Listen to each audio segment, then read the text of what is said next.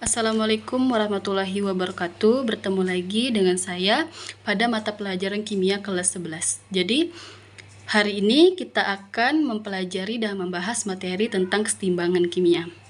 Ada yang tahu tidak apa itu kesetimbangan kimia? Jadi, kesetimbangan kimia itu adalah suatu keadaan saat kedua reaktan dan produk bertemu dengan konsentrasi yang tidak memiliki kecenderungan lebih lanjut untuk berubah seiring waktu. Untuk menggambarkan bagaimana proses kesetimbangan kimia itu, di sini ada sebuah gambar. Coba kalian perhatikan kedua gambar berikut ini. Pada gambar bagian kiri yaitu air di dalam botol dalam keadaan terbuka. Nah, jika dalam waktu yang cukup lama, maka air dalam botol akan berkurang karena butir-butir air menguap ke permukaan air keluar dari botol.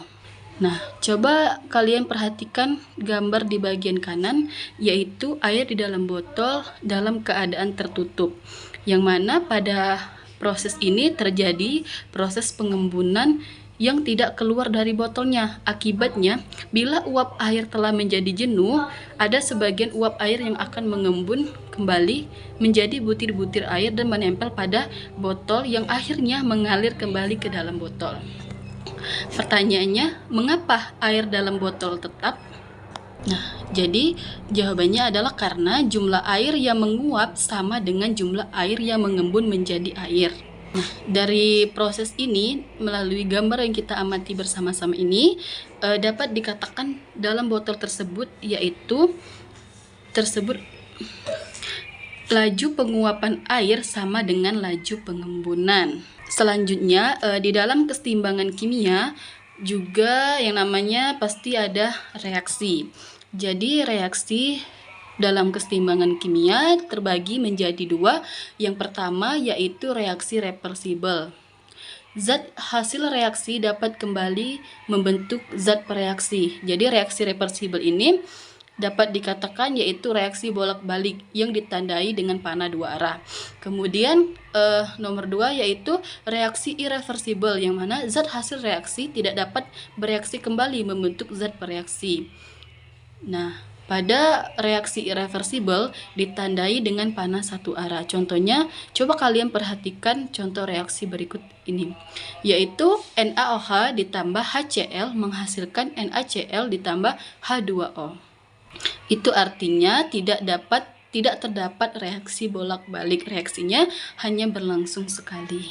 Kemudian di sini ada ciri-ciri dari kesetimbangan kimia, ada 3, yaitu pada sistem tertutup, yang mana terjadi pada sistem tertutup serta suhu dan tekanannya tetap, artinya produk dan reaktan tidak ada yang meninggalkan sistem. Kemudian nomor 2 yaitu reaksi bolak-balik, bersifat dua arah dan terus berlangsung terus-menerus dengan laju reaksi pembentukan sama dengan laju reaksi baliknya. Artinya, zat produk dapat kembali bereaksi membentuk reaktan. Kemudian yang nomor 3 yaitu bersifat dinamis, reaksi berlangsung terus-menerus dalam dua arah dengan laju reaksi produk sama dengan laju reaksi reaktan secara mikroskopik. Artinya, perubahan tingkat partikel yang tidak dapat dilihat dengan kasat mata. Kemudian ada jenis-jenis kesetimbangan kimia, yaitu ada 2. Yang pertama, kesetimbangan homogen adalah seluruh zat yang terlibat dalam persamaan reaksi mempunyai wujud yang sama, wujud dari reaksi. Contohnya yaitu N2 dalam fase gas ditambah dengan H2 dalam fase gas, reaksi bolak-balik menghasilkan NH5 dalam fase gas. Coba kalian perhatikan pada reaksi di atas itu, semua reaksinya bersifat atau berwujud gas. Kemudian yang nomor 2 yaitu kesetimbangan heterogen, yang mana zat-zat yang terlibat dalam persamaan reaksi mempunyai wujud yang berbeda, artinya kebalikan dari reaksi homogen. Contohnya coba kalian perhatikan, yaitu MgO solid ditambah CO2 gas, reaksi bolak-balik menghasilkan MgCO3 dalam fase solid. Nah, di situ terdapat dua wujud fase gas, yaitu solid dan gas. Nah, di sini ada hukum kesetimbangan dan tetapan kesetimbangan Kc. Jadi hukum kesetimbangan itu menyatakan pada keadaan setimbang pada suhu tertentu, hasil perkalian konsentrasi produk dibagi dengan perkalian konsentrasi reaktan yang masing-masing dipangkatkan koefisiennya mempunyai nilai tetap. Nah, reaksi dapat balik contohnya yaitu MA ditambah NB, reaksi bolak-balik menjadi PC ditambah QD. Di situ dapat kalian lihat rumus cara menentukan KC dan keterangan-keterangan dari rumus. Untuk memahami lebih lanjut mengenai materi kesetimbangan kimia dan ketetapan KC-nya, coba kalian perhatikan contoh soal berikut ini. Jadi pada reaksi kesetimbangan AG ditambah BG menghasilkan CG ditambah DG. Konsentrasi zat A, B, C, dan D dalam keadaan setimbang berturut adalah 0,5 molar, 1,5 molar, 0,5 molar, dan 0,5 molar. Tentukan harga tetapan kesetimbangan KC pada reaksi tersebut. Coba kalian di sini tuliskan kembali reaksinya. Nah, di situ kan terbagi menjadi dua, di sebelah kiri disebut reaktan dan di sebelah kanan disebut produk. Maka untuk menentukan ketetapan KC-nya yaitu konsentrasi dari produk dibagi dengan konsentrasi dari reaktan. Jadi KC-nya adalah CD, karena koefisiennya 1 maka tidak ditulis, dibagi dengan konsentrasi reaktan yaitu A dan B. Masukkan nilai-nilainya kemudian bagi menghasilkan 1/3. Nah, untuk lebih jelasnya lagi perhatikan contoh soal yang nomor 2 yaitu gas C2H4 dan gas O2 bereaksi menurut persamaan berikut. C2H4 fase gas ditambah 3O2 fase gas menghasilkan 2CO2 fase gas ditambah 2H2O fase gas.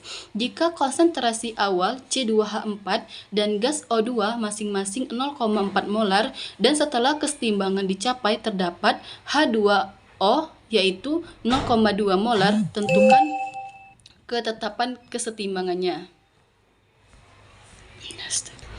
Karena nilai konsentrasinya baru diketahui 1 yaitu pada O2 0,4 molar dan fase kesetimbangannya didapati H2O 0,2 molar, maka kita harus menentukannya menggunakan rumus mula-mula, bereaksi, dan setimbang. Jadi di situ ditulis yang sudah diketahui dulu, kemudian CO2. Kemudian CO2, kenapa di situ ditulis 0,2 molar? Karena koefisien CO2 sama dengan H2O. Kemudian O2 ditulis 0,3 molar, di mana hasil perkalian dari koefisien O2 dibagi dengan koefisien H2O. 3/2 dikali 0,2 molar dapatlah 0,3 molar. Kemudian C2H4 yaitu 0,1 molar, yaitu hasil dari 1/2 dikali 0,2 molar. Maka sudah ditentukan hasil dari mula-mula dan bereaksi, maka kita masukkan ke dalam rumusnya, yaitu rumusnya konsentrasi CO2 pangkat 2 dikali H2O pangkat 2 per konsentrasi C2H4 dan O2 pangkat 2. Masukkan nilai-nilainya dan didapati hasil 5,33. Kemudian yang berikutnya yaitu faktor-faktor yang mempengaruhi kesetimbangan dan pergeseran kesetimbangan. Jadi faktor yang pertama yaitu dipengaruhi oleh konsentrasi. Di situ ada contoh reaksi yaitu N2 gas ditambah 3H2 gas menghasilkan 2NH3 fase gas. Nah, jika ditambah Na2 konsentrasinya ditambah Na2, maka kesetimbangan bergeser ke kanan. Dan jika ditambah konsentrasi H2, maka kesetimbangan juga bergeser ke kanan. Dan jika N2 dikurangi, kesetimbangan bergeser ke kiri.